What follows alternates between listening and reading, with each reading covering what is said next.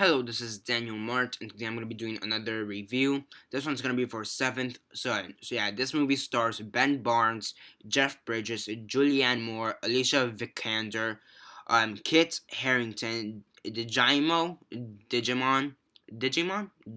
I don't know, Hounsu, and yeah, and John DeSantis.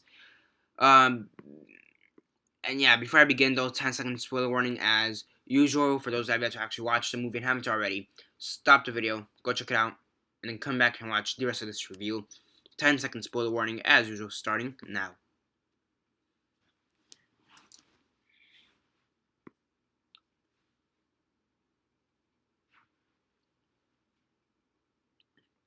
Okay, so 10 seconds are up. So for those who have yet to actually watch the movie and haven't already, please do not comment down below or be messaging me that I never gave you fair warning, because as usual, I did. So yeah, as usual, quick synopsis, likes and dislikes, and then the rates. So you have this kid called Thomas, and he's basically the seventh son of the seventh son, whatever the fuck that means. Seriously, for me, it just sounds like the 14th fucking son. Okay, first off, the name fucking the concept of the seventh son of the seventh son pisses me off because I mean, just call him the 14th fucking son. Period. Okay. Um, so yeah, and basically he's supposed to become this great wizard, whatever. Who gives a fuck? Yeah, this movie sucked ass. You have this kid, he's supposed to become this wizard who's supposed to be trained by Jeff Bridges, this character, and he's supposed to take, and they're both supposed to take down Julianne Moore, who's this ultimate wizard goddess, witch goddess called Mother Malikan.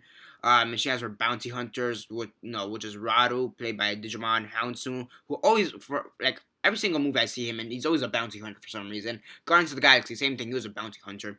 And yeah, and Kit Harington's in it for some reason, for like no reason. And then you have John DeSantis, who's like this weird orc-looking thing, which they call Tuscan. What the fuck was this movie even about? Seriously, it's about this kid who's the seventh son, trying to become the wizard. And what the fuck? Yeah, this movie sucked ass. Sucked ass.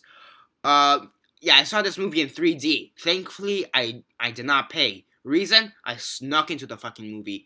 And why did I watch it in 3D? Because there's no my theater for some reason wanted to watch. They didn't have it in any other, like they didn't have it in 2D. They had it in IMAX 3D for some reason. Yeah. What? I'm completely lost. So originally this movie was supposed to come out in 2013, then in 2014 twice. I really do not understand why this movie was pushed back. It was due to creative differences or whatever, and I'm like, still, the fuck? I mean, it was still bad at the end. It was still terrible. The acting sucked to begin with. The writing sucked again. The special effects are really off-putting at times. They're bad. They're not bad. They're not bad. They're not terrible. They're not horrendous. They're atrocious. They're fucking atrocious, and that's really off-putting. I mean, seriously, there's this one point at the movie where the special effects are literally just giving me headaches. Yeah, the plot overall made no sense. And the concept of the seventh son of the seventh son, I searched that shit up. Apparently, it's when you have this guy. Apparently, it has to be a guy, and he has 7 male children. And then the seventh son is the seventh son who's bound to become amazing. And within those 7 children, none of them can be a girl. Also, so yeah, and they all had to be single children. And yeah, I mean seriously, that made no sense for me. I was thinking like you had a seventh son. You had this guy who had 7 sons, and then that guy had another 7 sons. So for me, that sounded like 14 fucking sons, or whatever. So yeah, I mean the concept of the seventh son is confusing as fuck. I mean I'm not the only one who's had this complaint about them not understanding the concept of it. The acting sucks. You have this kid Ben Barnes, who's portraying this kid, the character Tom Ward, and he's supposed to he's supposed to be at the end. He's supposed to be this great guy, who defeats the queen or whatever. who's supposed to be the most powerful person in the universe or whatever, and really they make him seem really negative, like he's really stupid, which he kind of is in some aspects. Like he's really weak-minded, weak-willed. Like he really can't do much aside from like I think it was an ironsmith or something. Um, so they make him seem like he really can't do anything basically. So I mean, honestly, the movie is really forgettable. I mean, I think I don't know if that's a compliment or a complaint. It's forgettable. Take it as you will. I think that's a good thing. So yeah, forgettable. That's my sole compliment. It's forgettable, and it's funny because at the same time it's an insult to the movie. Um, so yeah, so far I think I already know which movie I'm gonna pick as the worst movie of 2015. So yeah, this was a February movie. Yeah, you know what else is sad? Another thing that's sad. This in my movie theater. This movie was packed. The theater was packed. Every seat filled was packed. It was basically sold out. There's a few seats still left over, I guess, but for the most part, it was just sold out.